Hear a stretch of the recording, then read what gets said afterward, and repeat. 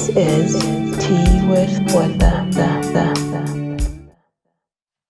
Violence, masculinity, becoming a man. These are unconventional topics that as society we ordinarily don't talk about. And we are, in fact, going to be delving a lot more on these topics. What does it mean? I mean, being young in South Africa, being exposed to violence, being masculine, being what does that mean? How do you traverse all of these in the 21st century in South Africa? So please help me welcome Professor Malose Langa, who will tell us more about himself and his work. Prof, thank you so much for joining us and welcome. Uh, who is Prof Langa, and can you tell us more about your work and who you are? Okay, thanks, Ndade Botha. Such an honor to come and be part of your conversation. So, Prof. Malose Langa is based at Wits University in the Department of Psychology. I've been at Wits more than 20 years now. Basically doing a lot of teaching with undergrad and postgraduate students, and of course in between I do a lot of research. As you have said in your intro, I do research on violence, youth, and masculinities. But of course, there's a long history of how I got into this work, and of course, maybe in the conversation, I'll unpack this journey. But this journey, in fact, did not start with my research on boys and men. I was working, of course, by qualification. I'm a psychologist. So I was working as an intern psychologist at the Center for Study of Violence and Reconciliation. So part of the work, I was based at Sun City, which is just Johannesburg prison, running groups with young mates. It was basically a trauma intervention program. I think it's through that work where, of course, I've never been in prison. For the first time, I'm seeing so many young men, in one place. And of course, many of them speak about what may have led them, to become incarcerated. So to cut the story short, so then I'm quite intrigued by this, to say, is the way in which a young black male can grow up in a township context, but not end up in a prison, because many of them would then say, look, it's in the hood. This is what happens. This is what you do. There's a peer pressure. And then, of course, I was interested to say, I'm sure there can be young people that grew up in the hood, but they don't end up in prison. And of course, at that time, I'm also doing a lot of work in the East End around the history of violence, especially in Katoras, at that time. The conflict, I guess, between IFP and ANC. But my interest at that time is with former SPU and SDU, That's members. the self-defense units. Self-defense units and self-protection units. And of course, also I do a lot of work. And I can say in brief, that's my introduction to sort of masculinity, questions. Because also with that work, it's around those identities of the intractability of militarized masculine identities. To say obviously it's post 1994, and what would have expected is that former combatants will be negotiating new identities. But of course it was quite hard for them to transition from, I guess, maybe the children of Oliver Tambo to the children of democratic dispensation. And of course, obviously there's a lot that I've written on that. So obviously this work runs in parallel with my work, of course, with young men, but also the issue of violent protests begin to emerge, the issue of violent crime. And I had to find a way of intersecting all these sort of different topics. So hence in your intro, you talk about violence, masculinities, boys and men. And in fact, there's a strong link, between all these three areas of my research. So that's your journey. Yeah. Is that your journey? Yeah. And your journey. Yeah. What interested you? Especially in psychology. Yeah. And of course, I mean, remember the profession of psychology during my undergrad as a third year student At Teflop, at the University of Limpopo, which is now, it used to be called Teflop. Teflop, yeah. So when I was there as a third year student, there was a big conference on African sort of like psychology. And of course, as a undergrad student, I was quite curious. And then I went, and one of my lecturers at that time, the late Pinkisi Dumedi, said, "Yeah, I've seen you in class. You always ask questions. By the way, there's this session tomorrow. Would you want to participate?" Mind you, at that time I'm a student. And then, of course, I'm like, with pleasure. I write a presentation entitled Psychology Africanize or Perish. And that's the presentation that I make as a third year student, which later in my honors, then it gets published in the conference proceedings. And of course, in that paper, I make a compelling argument, to say, obviously, psychology is Eurocentric, it's Euro-American, it does not address African sort of questions. And of course, when I leave TEFLOB, I leave it with that big question mark. To say we need psychology that is very relevant, that will deal with I guess issues that are besetting our people in our communities. And of course, now as I'm doing this work as an intern, that question has remained at the back of my mind. But of course, also at that time, there are all these negative stereotypes of young men and young boys, and especially if they're growing up in townships or spaces. It's at that time of Izo, there's this negativity of how young men and boys are sort of perceived. And of course, I make this commitment, to say, I'm sure there's a way in which you can be like a young boy or a young man growing up in a township context, but in fact, you negate and reject some of these stereotypes. And I think that's how the journey sort of started. And going to Alexandra as a space of my research, it is why I did my master's research on the prevalence use of alcohol and substance use.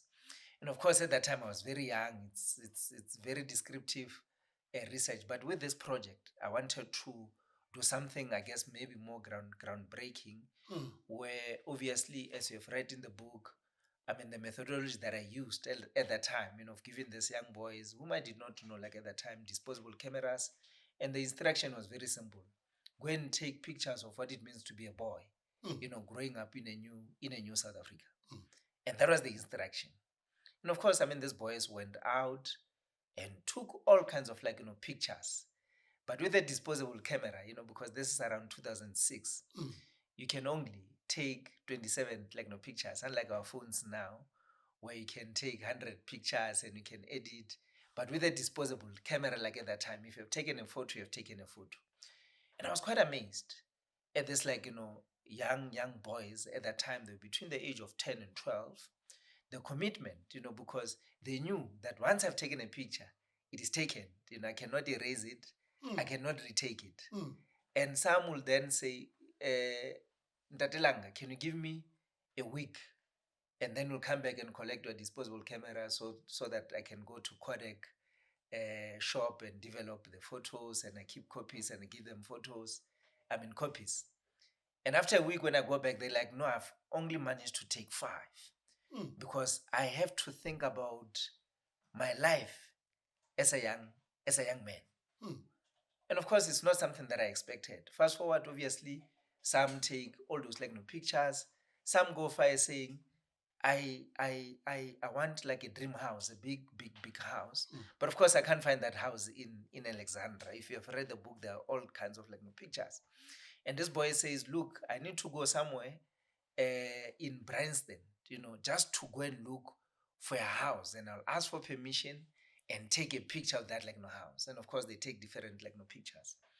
And of course, in talking about this pictures, a lot of issues sort of emerge about what it means to be a young boy growing up in a township context. Funny enough, all the boys never had pictures of their fathers. None of them. And of course, people thought when they started reading my work, because I think that's one of the things that sort of like stood out. It was self-directed. Of course, they did not have pictures of their fathers, but they had pictures of their mothers. And in talking about, this is my mother, this is what I like about my mother, these are the things that my mother, I guess, do for me, and she does this, she does this, she does this.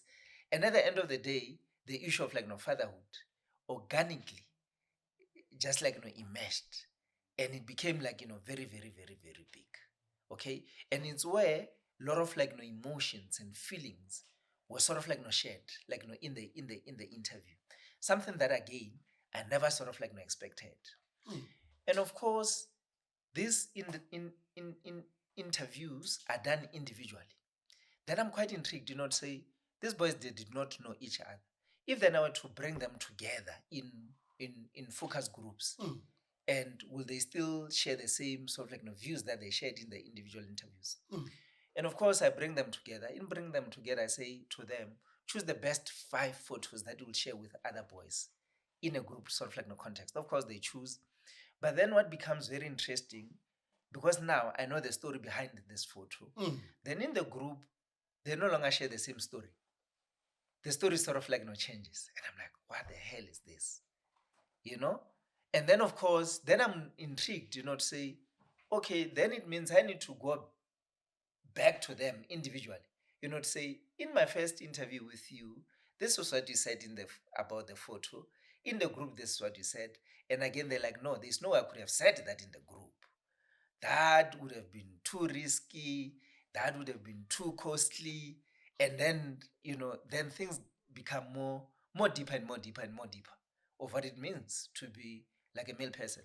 But what comes to the fore is that you see a lot of anxiety, you see a lot of fear, you see a lot of feelings, which then in a public space is not easy to sort of share. And of course, then this journey sort of continues. And hence, then at the end, I was following these boys over a period of 12 to 14 years. As we speak right now, some of them are in their late 20s. The oldest, I think, is 33, and I've followed them from the age of 12 until to that age. So was it part of your work at the CSVR slash vets? Was that part of CSVR vets? And your findings led to becoming a man. So ultimately, of course, I'm writing a lot of things in between until someone says, is it possible, for you to then put all the stories into a book? It was never part of the plan, to write the book, I guess, until 2020. But by then, I've been writing a lot of articles, and people always because now they're working. You talk about racism at work, and some now are fathers themselves. Then I talk about, I guess, growing up without a father figure, and now they're fathers themselves. And some, obviously, they were breaking the cycle, but some, in fact, were worse than their fathers, who they were very critical of. And I'll always remind them, because part of this process, what I'll do, many of the interviews are recorded, I'll transcribe them, I'll give a transcript. So they also have bundles and bundles of our conversations. And then I'll remember, we had this interview, this is what you said, let's go to page what. And now I'm talking to your girlfriend or a mother of your child. She seems to be complaining about the same complaints that your mother will complain about your father. So it becomes very, very interesting. So the latest one now that I'm doing, because obviously at that time they did not know one another. They got to know one another. They became friends.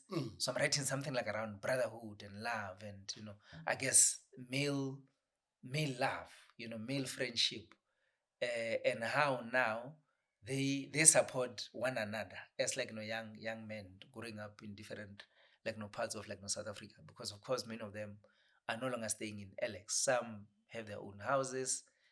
There was another one who was in jail. I think he served about 7 years. It was 15 years sentence. He has come out.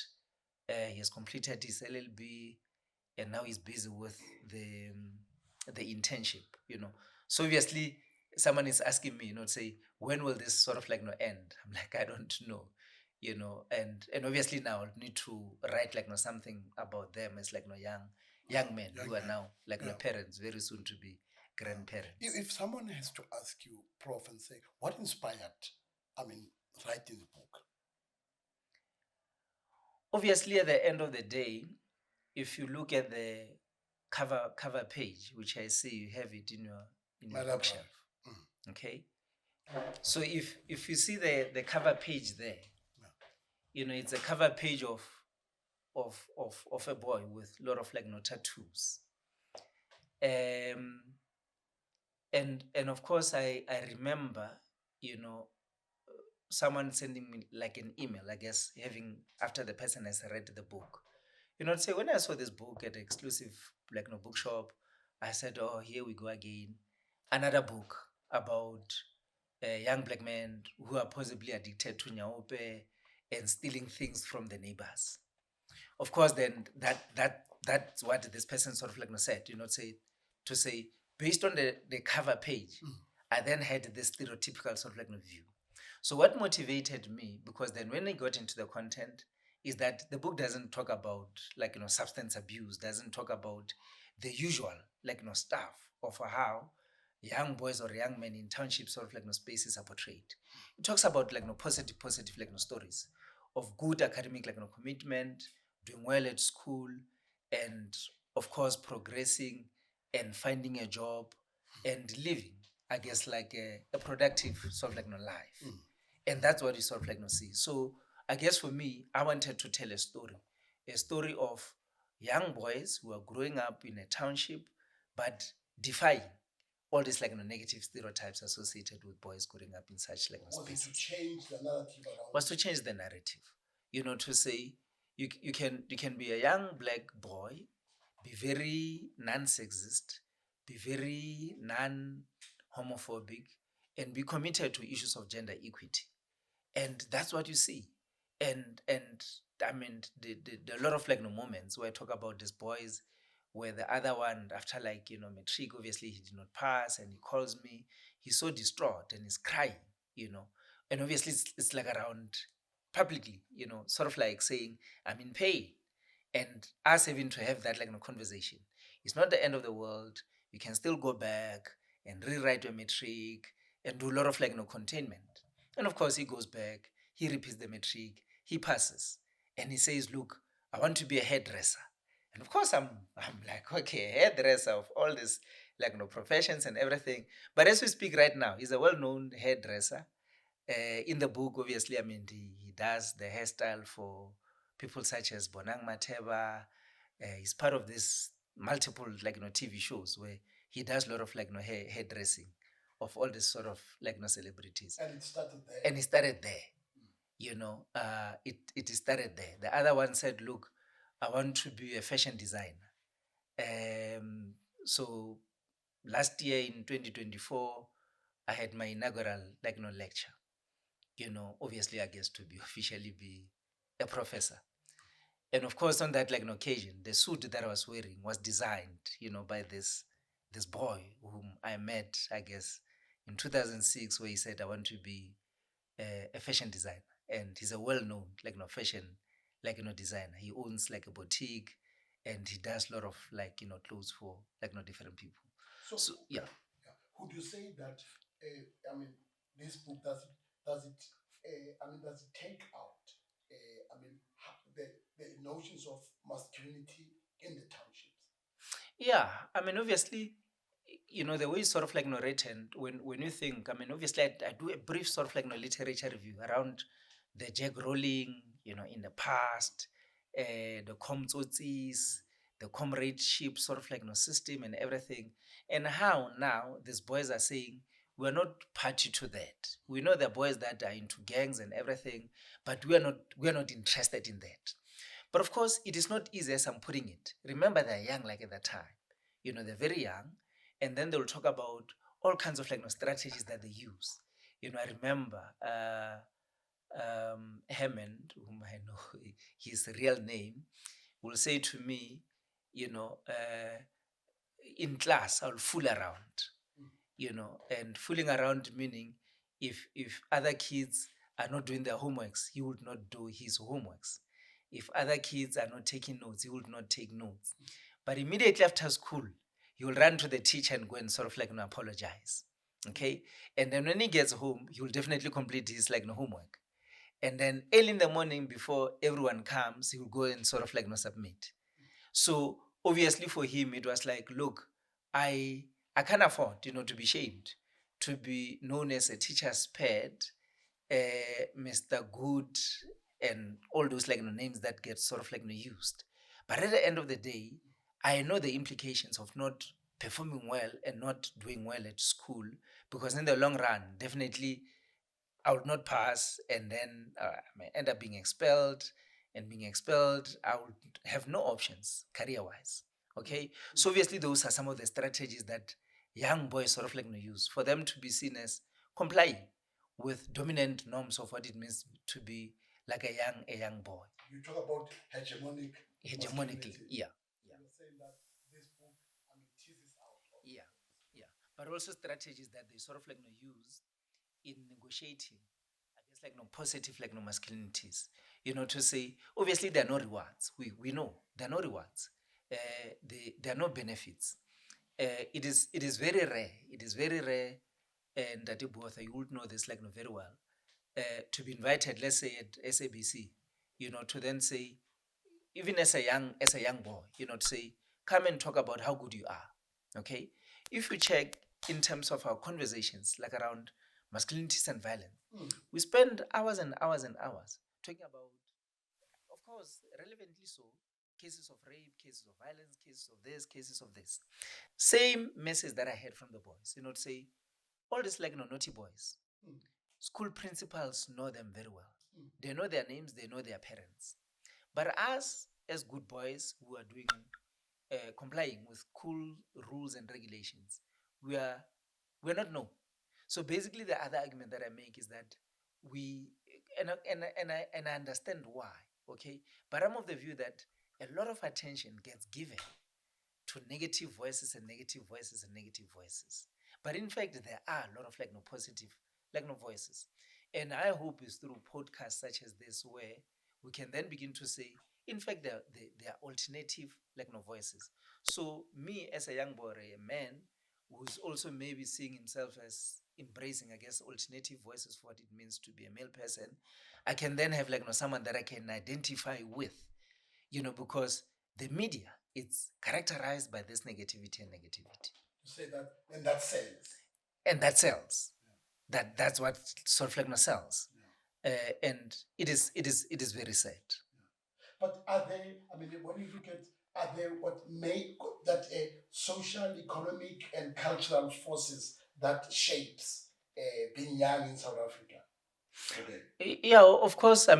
Those factors do sort of mediate the issue of class, the issue of race, the issue of whether it's urban or rural. They do mediate of how we negotiate what it means to be a male person. They cannot be discounted. But of course, there's this assumption of because obviously mine is based on a township sort of space. But this assumption to say township equates this, equates this, equates this, it gets negated in the book. Okay. It gets rejected in the book. To say you can't be in a township space and still be a good guy, at the end of the day. Despite the struggles of being unemployed, despite the struggle of seeing your peers making money through involvement in criminal activity. You're saying, Prof, that it's possible that the negative hegemonic masculinities can be rejected in the black township. It can be rejected, and fully so. And I think that has to serve as a building block, and I see it, and I guess what we also need to acknowledge that both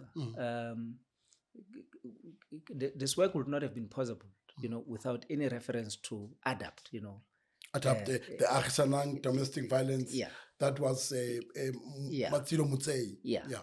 You know, because I think now when you look, you know, because it's 10 years, 20 years, 30 years, like, you know, later. And what is not being acknowledged in our work is that, in fact, we have made a lot of strides. A lot of strides that I sort of like, you know, see even when first year students come at varsity, you know, coming from different parts of, like, you know, South Africa, be the Eastern Cape, KZN, Northwest, and other provinces. Of course, we do a lot of work in male residences. Okay. And already, obviously, when they come as, like, you know, first year students, others already they've already positioned, like, you know, themselves, you know, to say, I'm not here, you know, to objectify, for an example, young women, you know, to basically see them as, like, you know, sex objects. And of course, for them, it's like around, you know, I mean, we've been taught to treat women with, like, you know, respect. Okay, even with all this initiation, like, you know, practices, from the outset they will say, no, we can't sing that song. That song is very derogatory.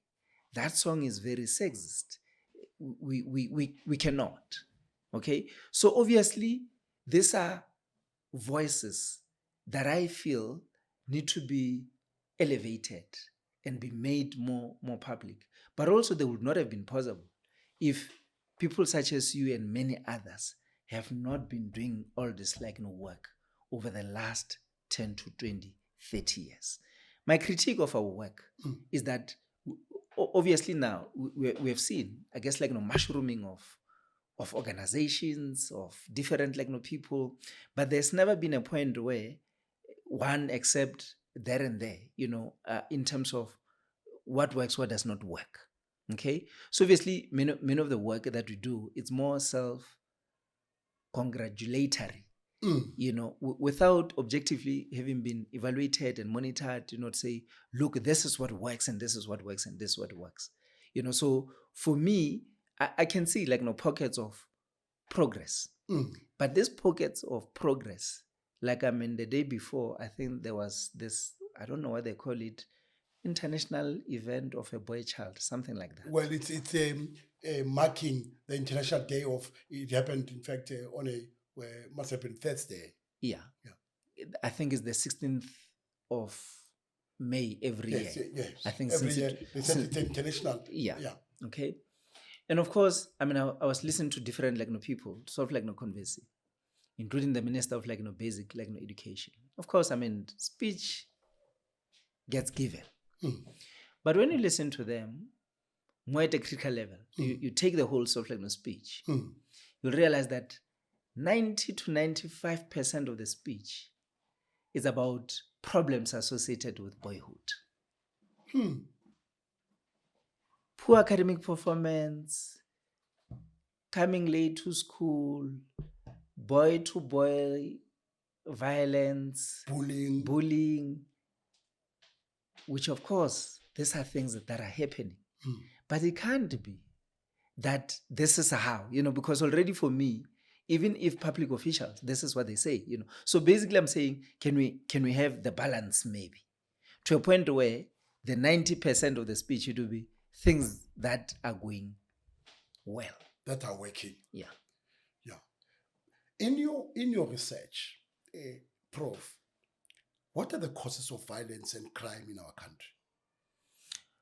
Obviously, I mean, it's the usual that gets sort of, like, you know, listed, but I'll speak of them, like, you know, quite differently. You know, to say, obviously, in South Africa, can't talk about violence without its history. You know, I guess the history of colonialism, the impact of, like, you know, apartheid, the inequality that we sort of, like, you know, see, easy access to guns, the issue of, like, you know, alcohol, and many of those, like, you know, factors that get like, you know, listed. But then there is this paper that I co-authored with colleagues at Vets, you know, where it talks about the second wave of violence sort of, like, you know, scholarship.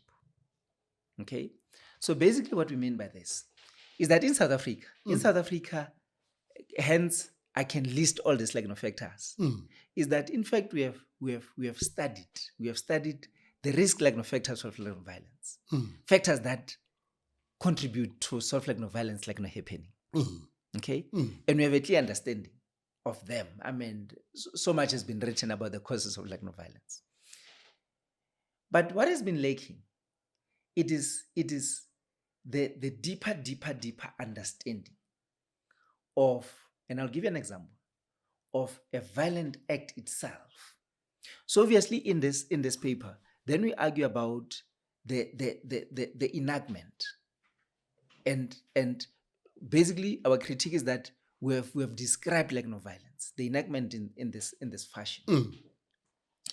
If now we take, I want to use like a public sort of like an example. We take the killing of Karabo Mokoena for an example. And maybe of the other lady, Pule, and few others. Who was hanged. Who was hanged. The other, Karabo was actually banned by the friend. Yes. Yeah. Okay. The body thrown next to Alex. Yeah. Yeah. And many examples can sort of like be used. Okay. So more often it will be toxic like masculinity, toxic like masculinity. But what tends to lack is the analytical understanding of that moment itself. The crime itself. The crime itself. Where it is sort of like analyzed deeply. Because there's something happens in that like moment. We call it like a moment. So obviously what we do now with access to technology, we are in a bus, for an example. I say, fuck you. I say, fuck you to you. Okay? Then you say, what? What do you mean? What do you mean? I say, yeah, I said, fuck you to you. So obviously it will be like how this moment moves from this moment to this moment to this moment to a point where I start like punching you. Yes. That moment of like punching you. Okay? So obviously then, we then sort of like want to like make sense. We've gone beyond the description. The description to say there's so much violence in South Africa. There's so much violence against like women in South Africa. Okay? Then it's like, okay, let's make also the moment to understand each and every moment. Because also the hanging of the person, there's so much that can be said. Okay? So obviously, we just like describe incidents. So our critique is that our understanding of violence has reached a ceiling. Because we all like describe, it's men, treating women as properties. Okay? We don't move beyond that. Yeah. And then we'll have sort of like stats. But that does not give us like a better insight of now. And obviously I know other people say, let's go and talk to some of the sort of like perpetrators. To sort of like make sense. Make sense of how do they make sense of that like moment. And of course, it would be better when such interviews, of course, are done, I guess, like, after the court proceedings and everything, because at that time, a person will still make like no excuses. Okay? So we don't have like no such studies, but maybe some may say it's a question of resources, research resources, because for me now, to then go and talk to some of these like perpetrators, it means now I need to invest in a lot of like resources. And coming out of that, maybe I may come up with a better understanding. A better understanding that can now be sort of like shared. So with that, we then move from this simple, another killing. But we never like make a moment to then, what is that we can learn out of each and every sort of like moment. Interesting. Would issues of inequality in our country play a part in the causes of violence or this what we see happen in our country? Of course, I mean, it does. And let me give you this example. Okay. Again, let's go to the township sort of like space. I've done a lot of work in Deep Slot. I've done a lot of work in Orange Farm through CWP, community work like no program. I'm interested for you to share with us. Yeah. That's the one. CWP. Yeah, but is that a government program? It's a government program. Yeah. And then, obviously, through that work, you work 2 days a week, it's 8 days, like, per month. I think per day you earn 70 or 80 rand. Per month it will amount to 800 and something. Of course, there's a lot that I've written on that, where I'm saying for some, that 800 rand, it was able to assist a lot of That's per month. Yeah, lot of people. Okay. And obviously how I do my work, I'm more ethnographic. I mean, I go and meet same group of people over a period of a year to 2 years to 3 years and 4 years. Okay. So obviously, even with that work, because I want to come to this inequalities of question. I know guys that through that 800 rand, they were able to make a very good living. Okay. But there are also instances where living under such spaces, you become very dehumanized. Okay? You become very dehumanized.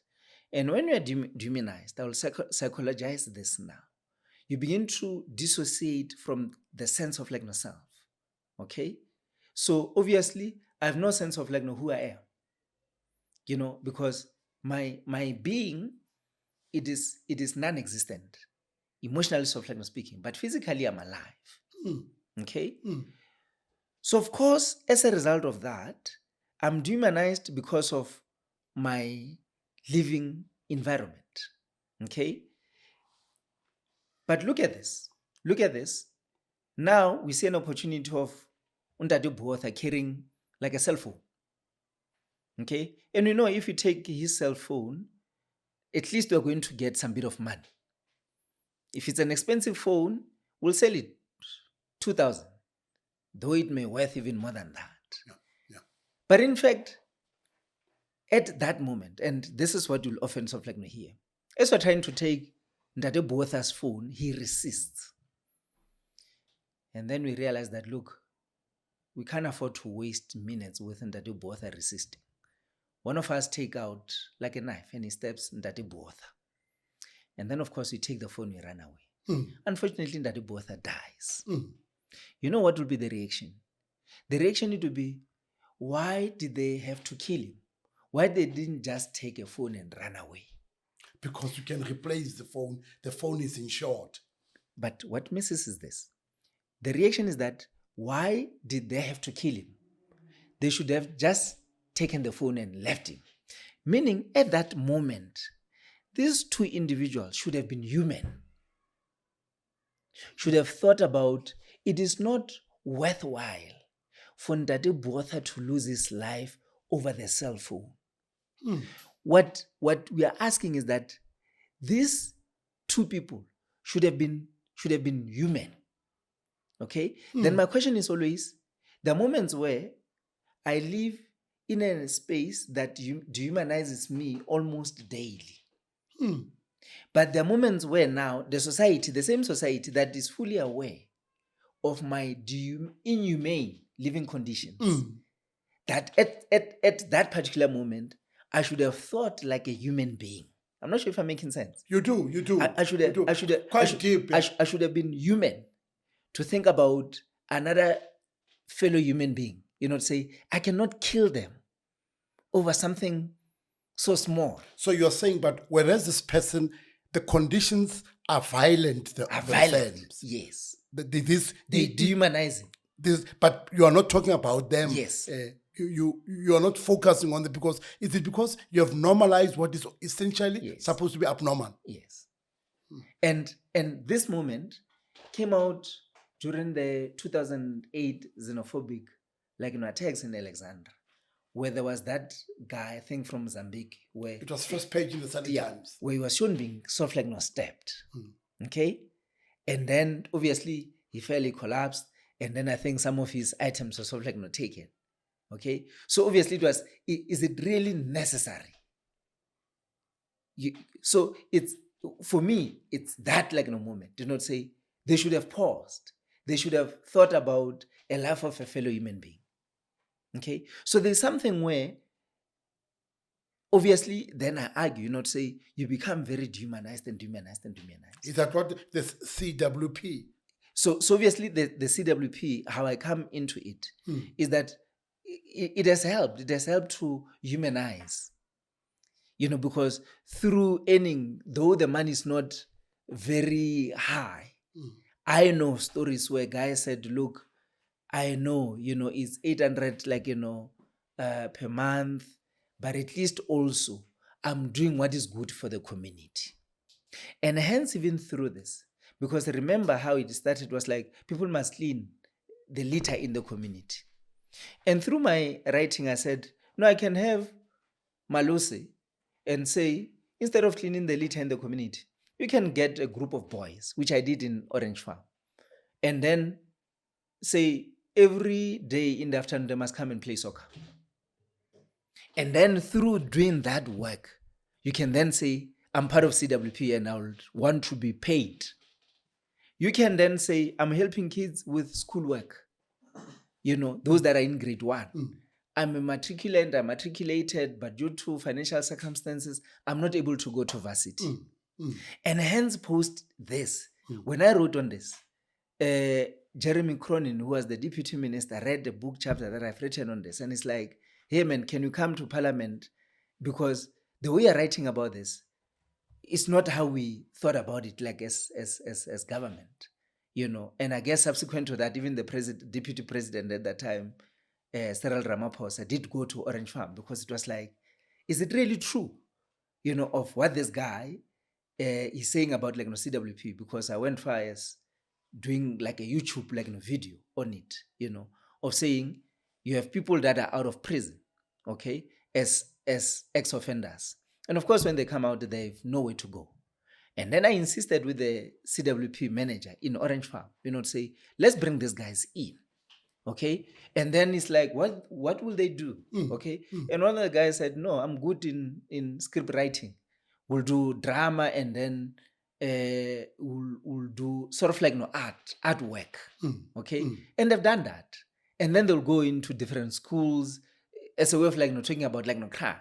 But they will sort of dramatize it. Okay. And then I know, then I'll follow them. And of course, you'll have those that leave and so on and so forth.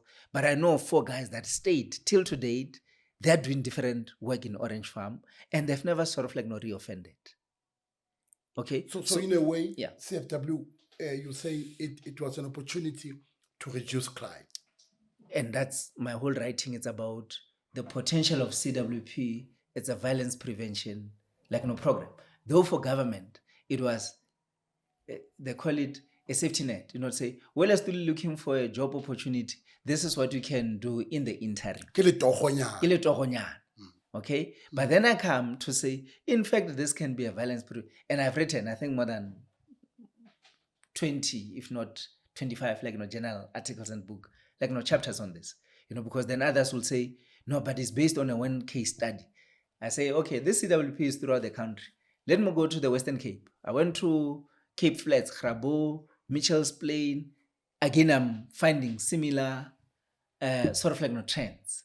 And then it's like, look, I can argue about this sort of nationally. But of course, there are a lot of politics in it. It's in the Department of Cogta, and then who gets what. But the beauty with my work is that obviously no one pays me from government. I do this on my own. So I can say whatever that I want to say. So you're not constrained by it. Yeah. You're not constrained by it. And would you say that, you're saying that these programs, these interventions, they help in reducing crime? Yeah.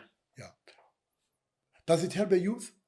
Yeah. So obviously the latest work,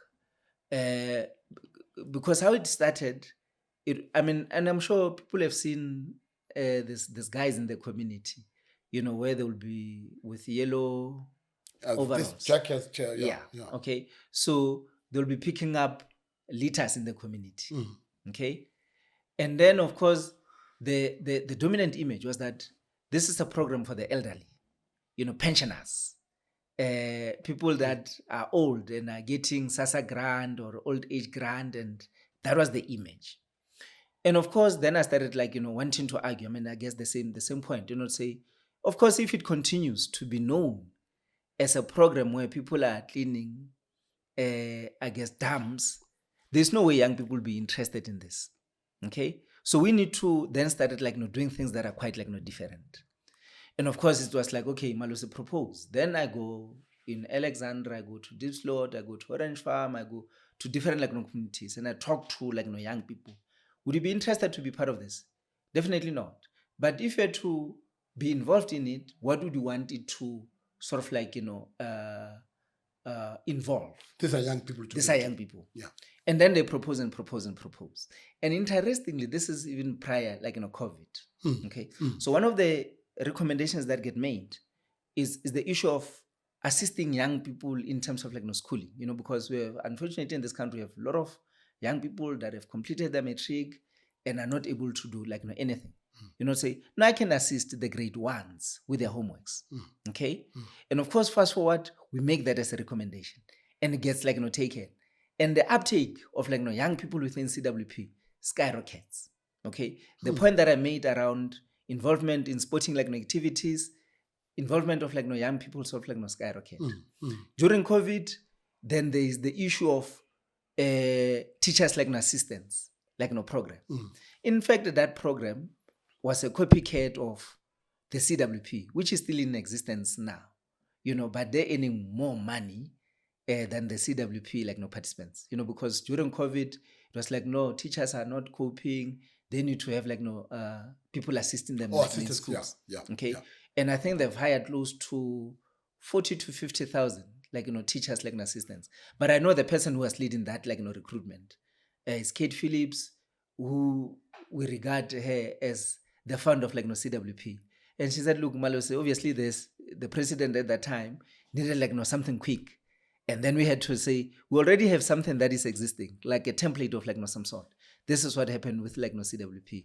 And they took it in and it has worked. So obviously now there is like a number of like young people in the CWP, to a point where now there's a recommendation to say the pensioners must be removed out of the program so that we can increase number of like young people. There are a lot of politics. Others are like, no, these are grannies. They've been doing this for years. We can't remove them. But I'm pro, saying increase the numbers.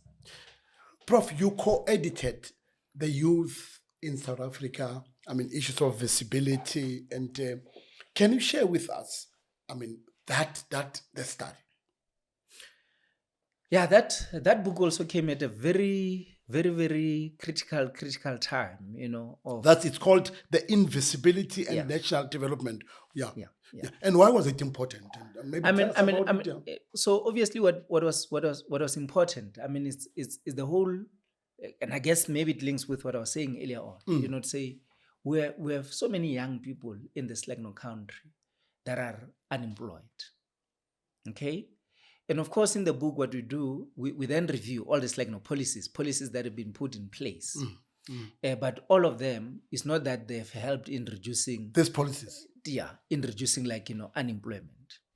But then we make a very interesting argument, like around what we call waithood. Waithood. Wait as in you're waiting. Then we call it wood. Hood. Okay. What it means. And it's a reality now. It's a reality. Waithood is that you'll have a 30-year-old. You may even have a 35-year-old. You may even have a 40-year-old who has never worked. In his or her life. In his or her life. And I know many of those. A 30-year-old, a 35-year-old, a 40-year-old, you're already getting into your 40s, who has never worked. Okay, so the waithood is that initially it was like, look, developmentally speaking, this is how humans sort of progress. You go to primary school, high school, college, university, enter the world of employment and you work. If you get married, you have kids, but the waithood is that may never sort of happen. So you keep waiting. You keep on waiting. Okay. But then in the process, then we talk about how other young people are zigzagging, maneuvering the waithood sort of phenomenon. How are they bypassing it? How are they bypassing it? Through creating their own So the book then we went out. We went out and started talking to like young people to say, I own a hair salon. Okay. And then we cover a story of that, like, young person, to say, what do you call it? Where you you do your nails. do your nails. Yeah. Okay. Yeah. If you talk to that, like, help us. What do you call it here? They must help us. A manicure and pedicure. Yeah. Okay. So obviously, if you talk to that, like, young person of what may have motivated them, and I'm a storyteller, then I will capture that, like, story of that, like, young person, to say, look, I went to TUT, completed my degree in this or my diploma in this. I've been submitting my CVs. I got to a point where I realized that this is not working. And then it's a book and I write, and someone then, so then how I begin to say, then at the end, I then say, if young people can zigzag on their own, can we then do more to help them? Because NYDA is not helping. I also have a chapter on NYDA, and, to say, at the end of the day, it's not that young people want freebies. I have cases to demonstrate to say, on their own, they were able to zigzag and bypass all these sort of, like, difficulties. So you're saying that you have a chapter on the National Youth Development Agency. You're saying it's not working. Obviously, the amongst the people that we've interviewed, say, look, it's not working. When you talk to these young people, some will say, I did submit my proposal. I've never received any feedback.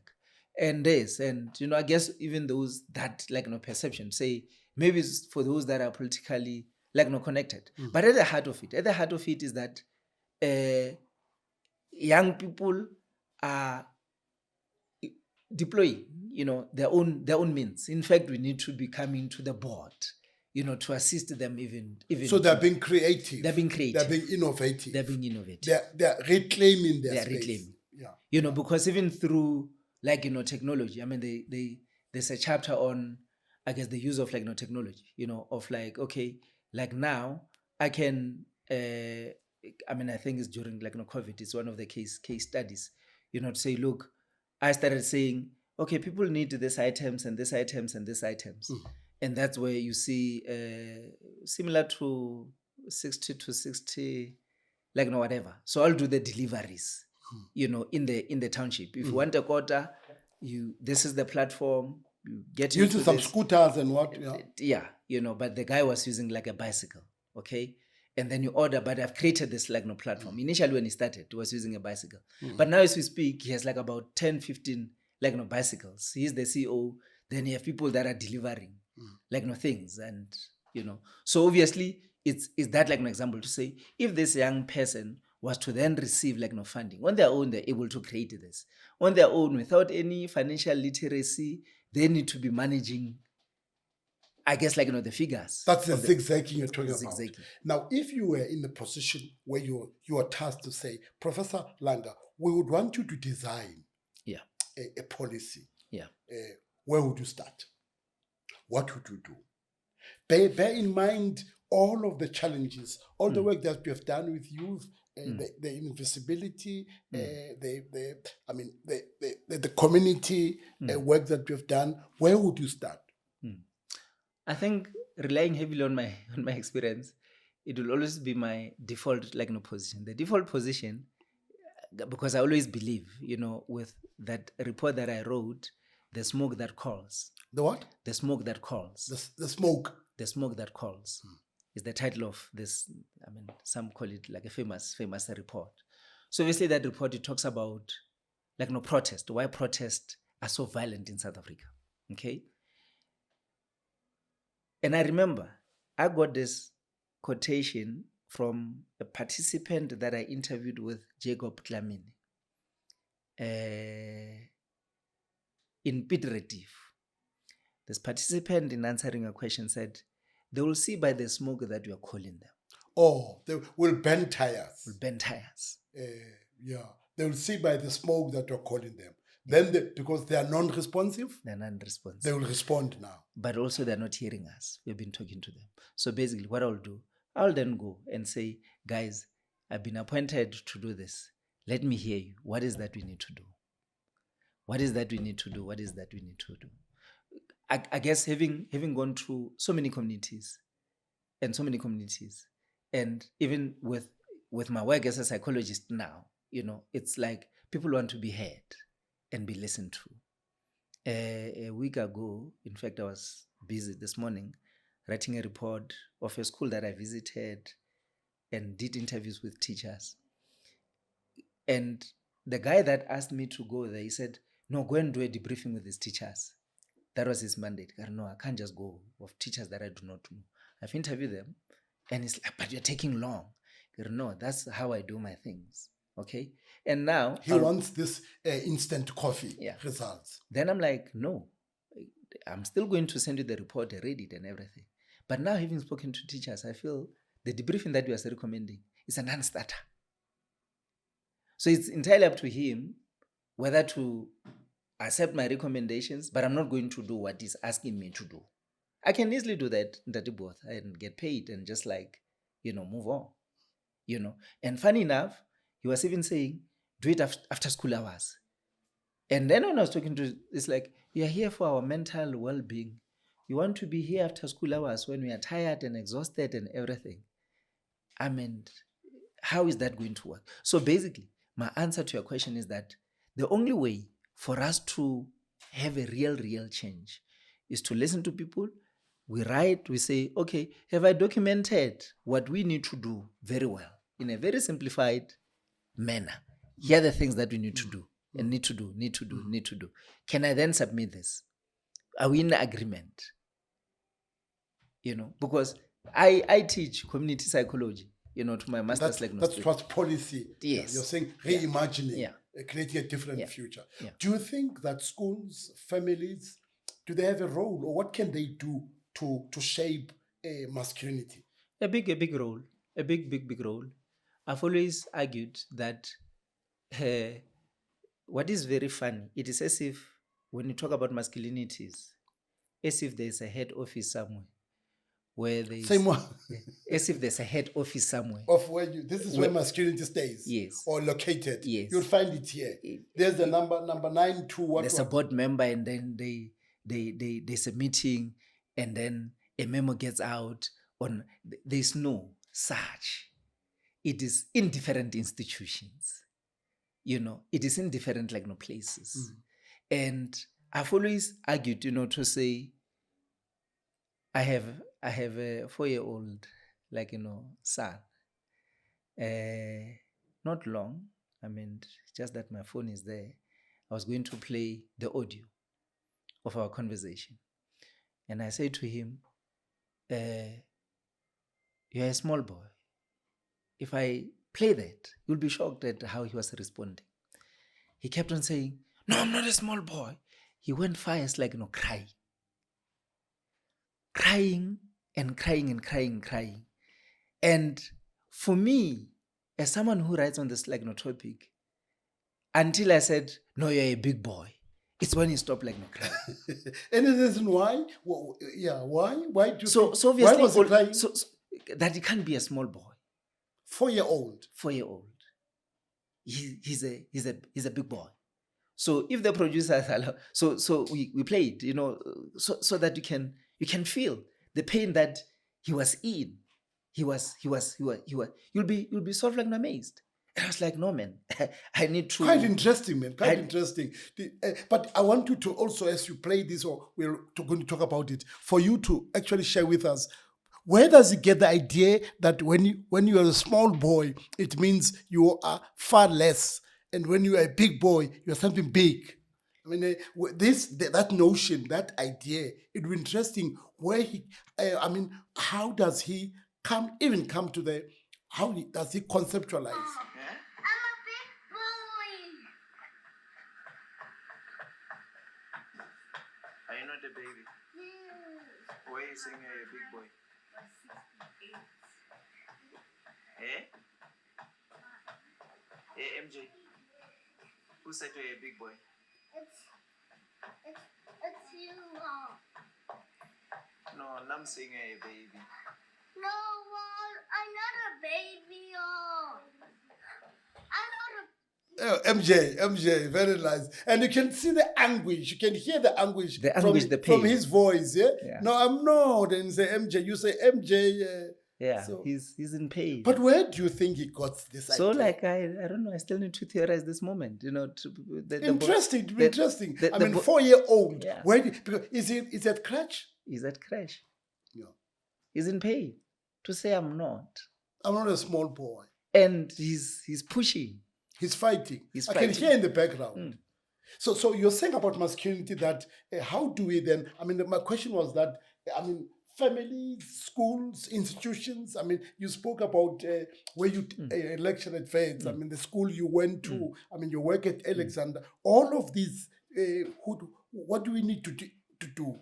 I think the message has to be very consistent. We don't need to wait for incidents to happen. The unfortunate part is that we react, man. I, of lately, sorry, Ndati Botha, to say this. When an incident has happened, I get a call from whoever, be a journalist and everything. I always say, no comment. Because I feel like I've not even processed like a moment. I mean, they called. I'm not on social media, unfortunately. And already whatever it will be trending. And then they already want like an opinion. And of course, like with many others, then there's another story that comes and then comes and comes and comes. But we never like pause and say, how do you address this in homes? How do you address this in schools? How do you address this, in difference of like institutions? Than for us to be reacting. And in fact, I'm of the view to say, if we have done this in the last 10 to 20 years, maybe we'll be having a different like conversation. Because this reaction, I don't think is taking us anywhere. It is not helping us. So do you have hope for the next generation? Or are you pessimistic? You're sitting here with us, drinking tea with us. Are you of the view that there is hope for the next generation? Or you are saying, but look, there's no hope. I'll rely on this other colleague of mine, Carl van Holt. He's a retired professor now. Sociology. Yes. Yeah. So remember, when he started, he was part of the COSATU. At some point, I think he was even deployed to go and work at Barra, like in the 90s. So we've done a lot of projects like together. And of lately, towards his retirement, he started saying, when I was young, Malose, I had high hopes that, look, come democracy, come this, things are going to be different. And where I am now, I've become very pessimistic. What is my position? My position is that, look, in terms of masculinities, I'm very proud of the work that we've done and the impact that this work has had. When I go to meetings, when I go to conferences, I can feel and see the shift, to say a lot has shifted.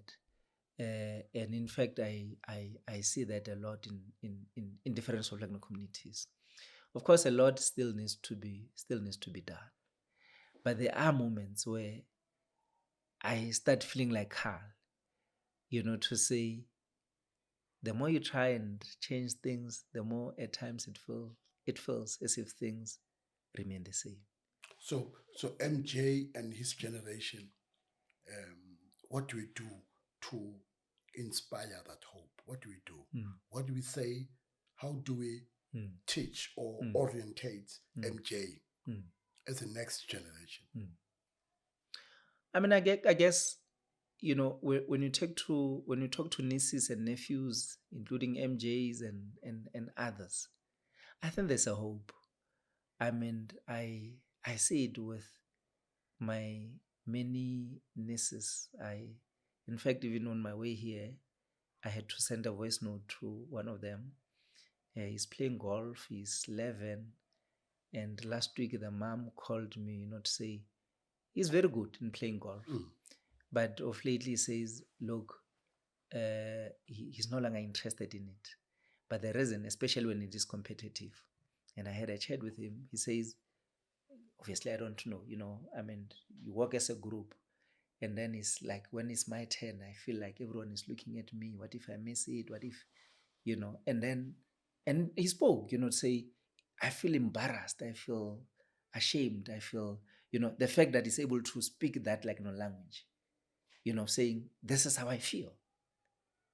For me, I was like, this is great. At least he's able to come and say, Self-awareness. yeah, and say these are my feelings, So for me, that's a sign. But also in my clinical work, Ndadi Botha, I've been doing therapy for many years, okay? And I can tell you, over the last 6 to 8 years, even now, sitting here, I have more male clients than female clients. Who come and see you, Who come and see me, consult, who come and consult, who open up about their own who open up, vulnerability. and they stay longer and stay longer and stay longer. So there are all these sort of pockets which unfortunately are not out there, but I hope through this we'll make them public, to a point where if you allow, we can even invite some of them, to say, how was it being a male, being in therapy? I mean, I can talk to some of them. I mean, provided It would be great, because then they would send a certain message. Yeah. But tell me, Professor Malose, you're sitting here today. There's a young man there who is on transition from being youth, from being young to manhood. What would you say to that? Who is in fact finding his way, who may be struggling with what it means to be a man, what it means becoming a man, using your title of your book. What would you say? What's your message? We're meeting all of these challenges, inequality, there's this crime, there's violence, there's unemployment, all of these things. He's sitting there and he wants to hear what would you say? Let's draw on the title, becoming. I could have said becoming. It's never it never ends. You forever become and become and become. But also here, there's something where you work in the space in both. And maybe I can pose this to you to say, do you know of any man who has ever said, I've arrived at this thing called masculinity. Ke fihlile, ke humane, and then I've arrived. Okay? It has remained elusive. Okay? Then what I'll say to that, young man, is that we are all negotiating our identities and daily. So in negotiating our being, we go through a lot of emotions. I myself, sort of included. There are moments where I doubt, myself. There are moments where I question myself. If MJ is saying, Daddy, I want a gun, I'm like, I'm anti-guns. Now my son comes to say, Daddy, I want a gun. Have I failed, MJ? Have I failed? And then I go back, to say I have not. So basically, what I will say is that, look, we are forever in a negotiation. But in negotiating this, never feel that you are alone. If you feel you're alone, there are so many people that you can go to. Say, Ndade Botha and Ndade Malose, here I'm stuck. I don't know. There are moments where I'm also not able to unstuck you. And then I can say, there's someone that I know. So there are a lot of resources out there. So we no longer need to die in silence or die alone. We need to accept and acknowledge that being, and in fact, it's not being a man, it's just being like a human being. That being a human being, you are engulfed by a lot of feelings and emotions. It is not gendered. The fact that you're a human being a male, being a female, being gay, being lesbian, you are engulfed with a lot of feelings and emotions. Well, thank you on that note. I hope you have been able to journey with us as we tackled a very intricate subjects on youth, on violence, on masculinities. All of them not easy, all of them not conventional. These are discussions that, as Prof was saying, that they would need a deeper analysis and to ensure that all of us are able to create a South Africa that's different, or all of us are able to empower our youth.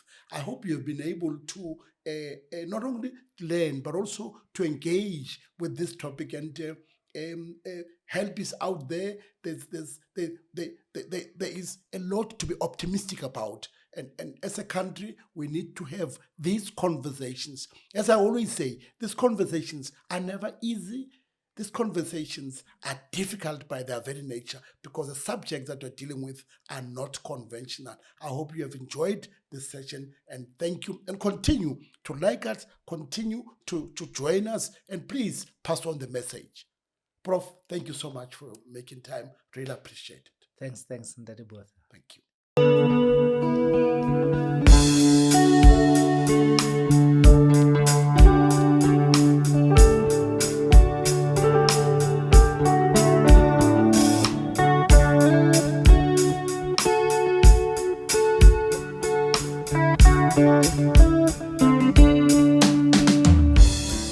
This is Tea with Botha.